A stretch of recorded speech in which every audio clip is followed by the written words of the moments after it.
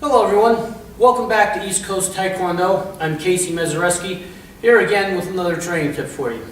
Today we're going to go over ridge hand strike. Now ridge hand is one of my favorite techniques. It's a very devastating, very powerful technique, and if you do it right, it can end a fight in one shot. Well, ridge hand is going to be the opposite of knife hand. So knife hand, if you remember, we held our hand nice and tight and we're hitting with this portion of the hand. Ridge hand, you're going to hold your hand nice and tight and you're going to hit the meaty part right here. You want to make sure you get your knuckle or your thumb out of the way, even the knuckle of the thumb. So you tuck it underneath your hand. That helps make everything tighter, and it also reinforces this a little bit. And you're hitting with the meaty part that bulges out from that, and also a little bit with the side of the knuckle of the index finger. This is where you want to hit. This is about inch spot on your hand. When you do ridge hand, if you're in your fighting stance, you block, however you block, if you're caught by surprise, if you're shelling up like this, if you do a block, whatever you do, when you do the ridge hand, okay, you're going to keep your front hand up and you drop this hand all the way down back here. Now this is only for a split second. You're not staying here all day. So people say, oh, I would never drop my hand like that.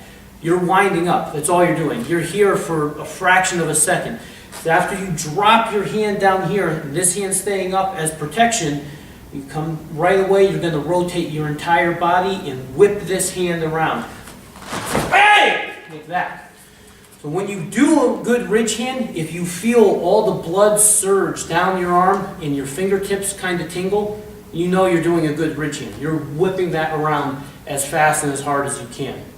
Now, after you do the ridge hand, okay, you have to aim too. So now, not only knowing the proper mechanics of doing a ridge hand, where do you strike?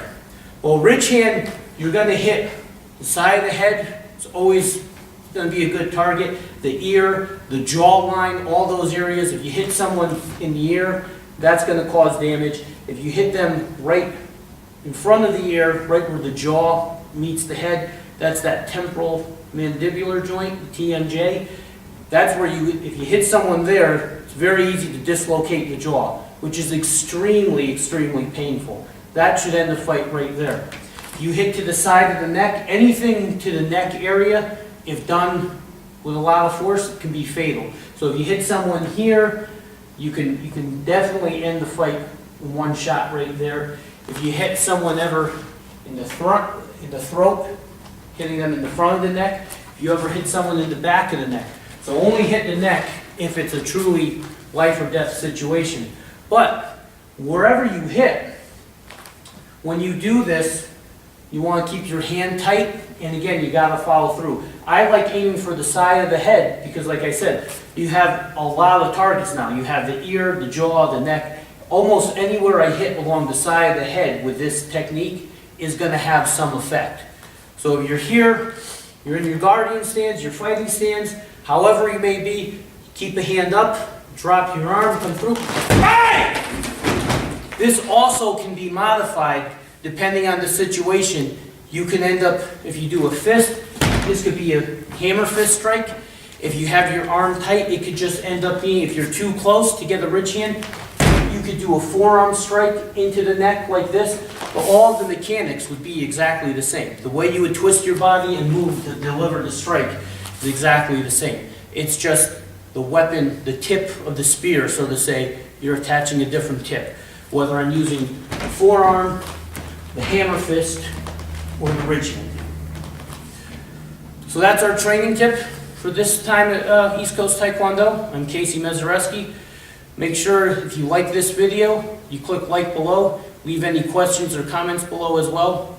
Make sure to subscribe to the channel so you can catch all of our training tips. And also follow us on Facebook, Instagram, and Twitter. And if you're ever in the Fairfield, Connecticut area, come down to East Coast Taekwondo and check us out in person. Thank you for watching.